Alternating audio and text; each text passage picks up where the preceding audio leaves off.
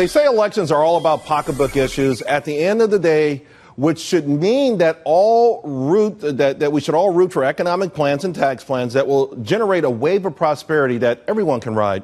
Instead, over the years, not only have voters become sort of fixated on how they will be rewarded specifically, but even more recently, many have just settled on the idea of simply punishing others as if somehow that will make things better. Now, it's early and details are still to come, but what I'm hearing so far from these presidential candidates on tax policy really to me sounds like more of the same. In fact, the latest comes from Jeb Bush, whose tax plan promises 15 million fewer payers and increases the earned income tax credit.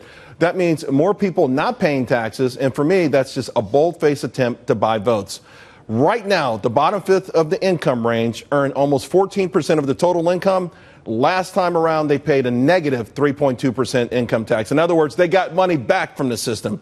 It's time in my mind for a flat tax that removes all the gifts, all the freebies, and it gets all hands on deck. Now, I understand it makes buying votes a lot harder, but it's patriotic, it's fair, and I think it's smart.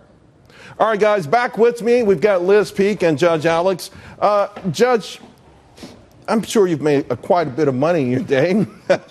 You don't know that, and there's some IRS agents out there listening. It's a guess. Not guess. It's a guess. Jeb Bush came out with his tax policy. Everyone's going to come out with your tax policy.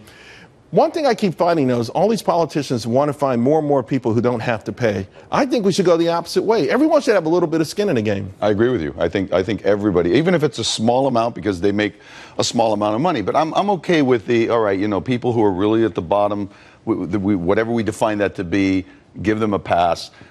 And I'm actually not against the plan that was proposed by Jeb Bush, because I saw it work in Florida, a very similar plan work in Florida. He was our governor, and I saw that work. And I don't mind that it's not everything that I would want it to be, because one of the things that we find when we're going with politicians is we never find the one that goes for everything we want. And if you sit there and you wait for that one to come along, then you'll never have one elected that you like. So I'm more willing to settle with things that I think will make us better off than we are today. And then a few years down, it can be tweaked. Plus, if it moves people up, if it sparks the economy, people up, and that's what scares me. Well, it did in Florida. He did a good job in Florida. But I've seen too many people born on the system, dying on the system, and also the mentality becomes, this is mine. Hey, on the 1st and the 15th, my check is coming. What the hell did you do to earn that damn check? And by the way, because you keep getting it, there's no impetus for you to get off your butt and make something greater of your life.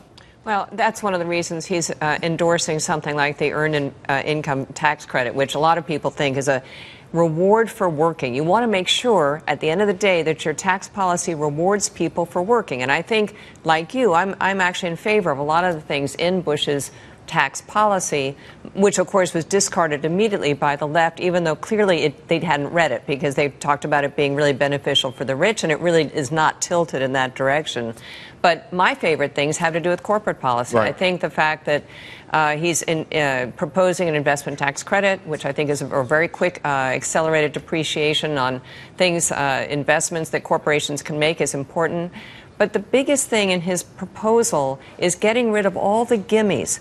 I mean, that is a huge suggestion, that we get rid of deductions that are basically about 4% of GDP. It's a very expensive thing, not just corporations, but what individuals can deduct. And, of course, it's extremely controversial. Everyone has a stake in this game.